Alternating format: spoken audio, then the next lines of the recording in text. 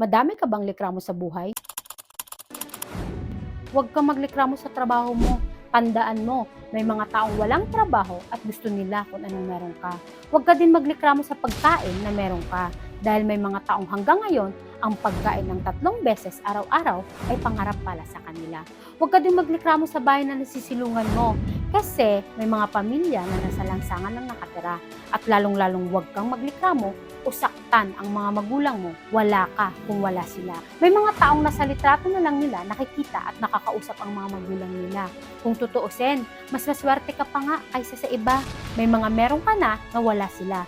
Matuto kang tumanggap, bigyan ng halaga at mahalin ang mga bagay at mahal mo sa buhay. Huwag ka ding mainggit sa mga taong angat sa'yo. Bagkos, gawin mo inspirasyon at motivation. Dahil marami ding tao ang gusto nila ang buhay na meron ka. Kaya magsilbi ka ding inspirasyon. Lahat ng bagay may kabaliktaran.